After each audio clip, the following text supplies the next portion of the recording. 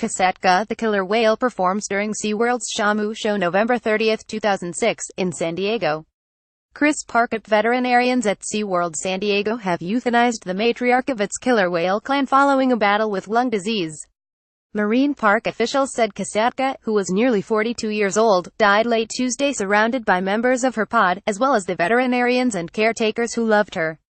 The killer whale had not been responding to treatment for a bacterial respiratory infection, and caretakers decided to euthanize her to prevent compromising her quality of life, the park said earlier this week in a statement. "I have spent the past several years with Kasatka and was truly blessed to be part of her life," orca behaviorist Christy Bertis said. "Although I am heartbroken, I am grateful for the special time we had together and for the difference she has made for wild orcas by all that we have learned from her. I adored Kasatka and loved sharing her with millions of people. I will miss her very much." Kasatka was diagnosed with a lung condition in 2008, and caretakers had tailored a treatment plan for her, which included a custom-made inhaler that pumped medicine into her lungs, SeaWorld said. Kasatka was being treated for a respiratory bacterial infection, or lung disease, for several years, but as she aged she had a more difficult time fending off the illness, the marine park said Tuesday in the statement. Kasatka had a dedicated team of veterinarians and care staff providing critical care. Despite their best efforts, her health and appetite significantly declined over the past several days despite continually tailored treatments. Kasatka became the third orca to die at a SeaWorld park this year. In January, Tilikum, the well-known killer whale that killed the SeaWorld trainer, also died after a battle with a lung infection.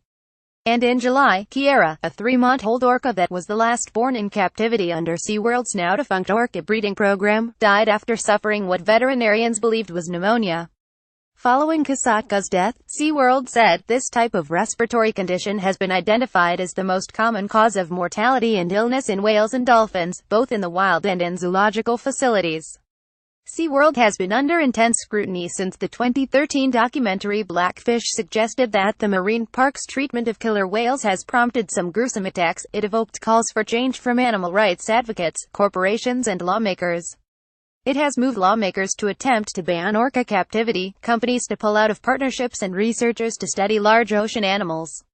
The embattled marine park announced last year it was ending its controversial captive breeding program for orcas. Why the big news? The company said in a statement at the time. SeaWorld has been listening and we're changing. Society is changing and we're changing with it. SeaWorld is finding new ways to continue to deliver on our purpose to inspire all our guests to take action to protect wild animals and wild places.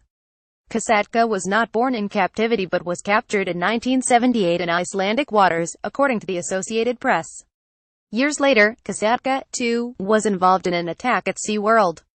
As the Washington Post's Michael E. Miller reported, the killer whale bit her trainer's foot during a trick, then dove deep into the water, pulling him along.